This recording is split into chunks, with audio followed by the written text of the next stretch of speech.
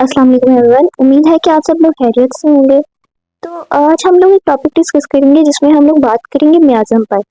تو آپ لوگوں نے بہت سارے جو ڈاکٹرز ہیں ہومیوپیتھک انہیں یہ بات کہتے ہوئے سنا ہوگا کہ بھئی اس بندے کا میازم کیا ہے، اس کی میازمیٹک ڈیزیز ہے یا اس کی اینٹی میازمیٹک ریمیڈی ہوگی، تو اب ہم اس کو اینٹی میازمیٹک ریمیڈی دیتے ہیں۔ تو بھئی یہ میازم ہے کیا؟ یہ بہت سارے لوگوں کے ذہن میں کوشچن ہوتا ہے۔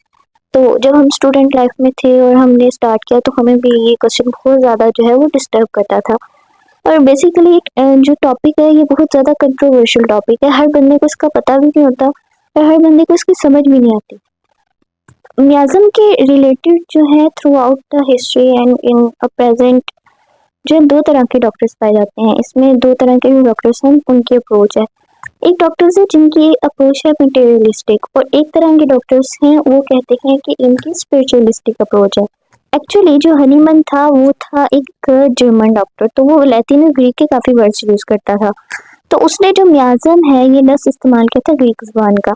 اس کا مطلب ہے کوئی بھی انفیکشیس، کیٹیجیس یا پھر کوئی بھی پولیوٹڈ سبسٹانس یا ایفلویم جو کہ اسمیل کازنگ جو سبسٹانس ہوتی ہے اس کو جو ہے ہم میازم کہتے ہیں۔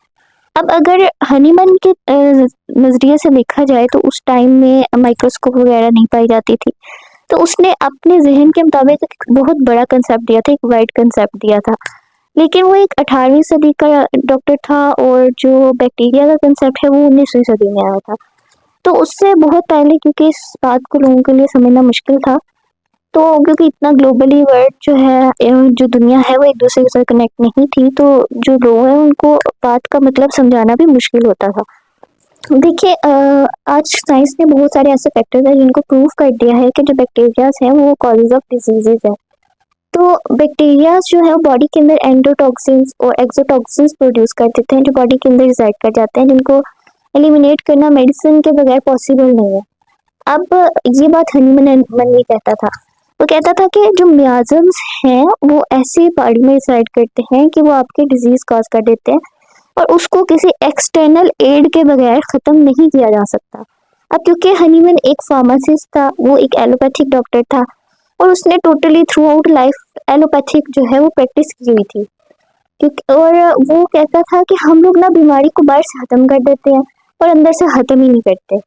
اب ہنی من کیونکہ ایک 18ویں صدی کا ڈاکٹر تھا تو اس کے ٹائم میں زیادہ ترقی نہیں ہوئی تھی، نہ ہی اس کے ٹائم میں کوئی ویکسینیشن کا کنسیپٹ پایا جاتا تھا، اور نہ ہی اس کے ٹائم میں جو ہے وہ اینٹی باڈیز کا کوئی کنسیپٹ پایا جاتا تھا، اینٹی سیپٹکس کا کنسیپٹ پایا جاتا تھا۔ تو وہ کہتا تھا کہ جو ہم لوگ ایکسٹرنلی ایڈس دیتے ہیں پیشنٹس کو، وہ ان کو جو ہے تکلیف دے دیتی ہیں، ان کو زیادہ خطرناک بیماری کی طرف دھکیل دیتی ہیں۔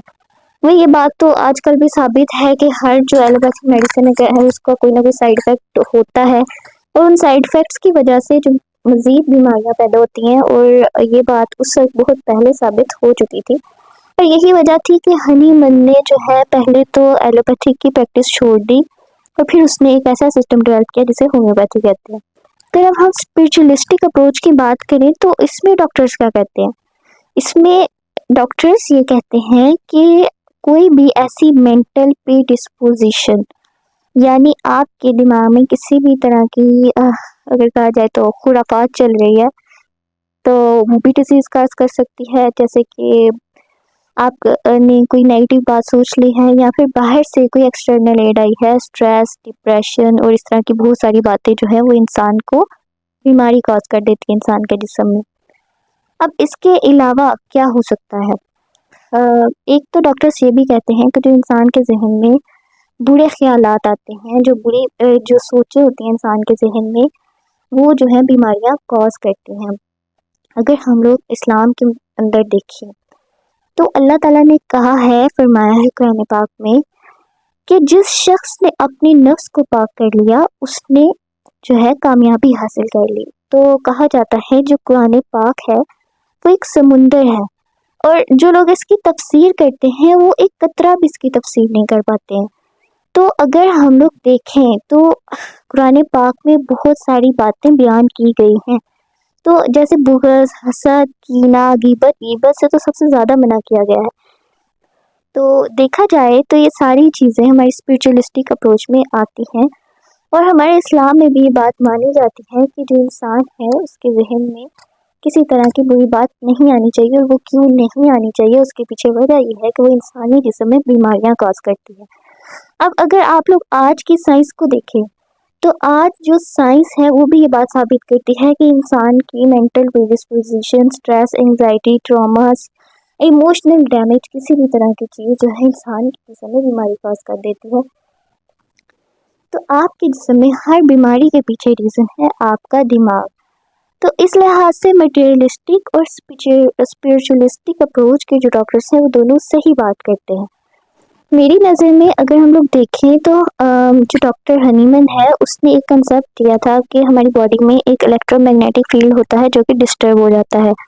اس کے علاوہ اس نے یہ کنسیپٹ دیا کہ جو bio active ingredients of the جو پودے ہیں اور پلانٹس ہیں ان کے اندر کچھ انرٹ سبسٹانسز ہوتے ہیں جن کو ہم پوٹینٹائز کر کے انسان کی باڈی میں دیتے ہیں، جو کہ اندر جا کے انسان کی باڈی کے جس حصے میں بھی انہیں جانا ہوتا ہے پہنچ جاتے ہیں اور جو ہے ڈیزیز کو ٹھیک کر دیتے ہیں، کیور کرنے میں ہیلپ کرتے ہیں۔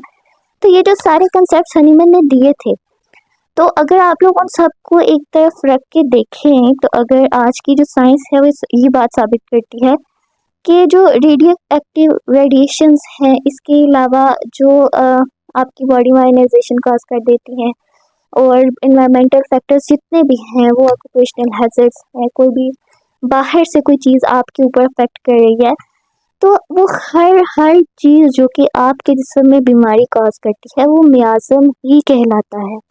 یہاں تک کہ انسان کی جو بچپن سے لے کر وہ بڑے ہونے تک جس ماحول میں وہ جوان ہوتا ہے، وہ ماحول بھی یہ ڈیپینڈ کرتا ہے اس پہ کہ اس کے اندر کون سا میازم ڈیولپ کر رہا ہے۔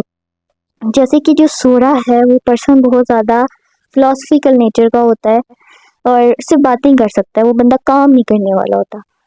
اب اس کے برعکس اگر ہم سائیکوسس کا پرسن دیکھیں تو وہ کام کر دیتا ہے، ٹھیک ہے، لیکن اگر ہم سفلس کا جو بندہ ہے اس کو دیکھیں تو وہ بہت خطرناک بندہ ہوتا ہے۔ جیسے کہ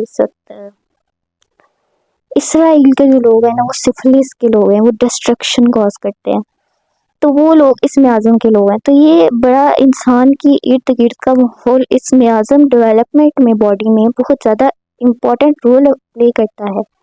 تو ہم لوگوں کو کسی بھی چیز کو جو ہے وہ نیگلیکٹ نہیں کرنا چاہیے۔ ان کنکلوژن میں بات کریں تو بیکٹیریا، وائرسز اور ہر طرح کی جو پیتھوجنس ہیں وہ ہماری باڈی میں ڈیزیز کاز کرتے ہیں۔ اس کے علاوہ ہمارا مینٹل ٹراماز، ایموشنل ڈیمیج اور کوئی بھی باہر سے جیسے انگزائٹی ہے، ڈپریشن ہے، اسٹریس ہے، یہ ساری چیزیں بھی ہماری باڈی میں جو ہے وہ ڈیزیزز کاز کرتی ہیں۔ اوور لوڈ، کام زیادہ کرنا بھی انسان کو جو ہے وہ ڈیزیزز کاز کر دیتا ہے انسان کے جسم میں۔ اس کے علاوہ جو ہے آپ لوگ جو انوائرمنٹل فیکٹرز ہیں، ریڈیشنز وغیرہ ہیں، ان کو بھی نیگلیکٹ نہ کریں، وہ بھی آپ کے جسم میں ڈیزیزز کاز کرتی ہیں۔ اور ان کنکلوژن یہ ساری جو ہے بیماریاں یہ ڈیزیزز کاز کرتی ہیں اور یہ ہے میازمس۔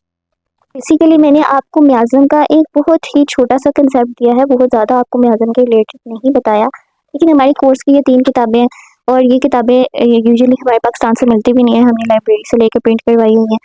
ان سب کے اندر بتایا ہوا ہے کہ کون سی ایسے میازمس ہیں، ایسے میازمس کیا ہوتے ہیں اور کیسے کیسے وہ کام کرتے ہیں انسان کے جسم میں، کس طرح کا بیہیویئر پیدا کرتے ہیں اور کس طرح کے بیہیویئر کے لوگ کس میازم میں آتے ہیں۔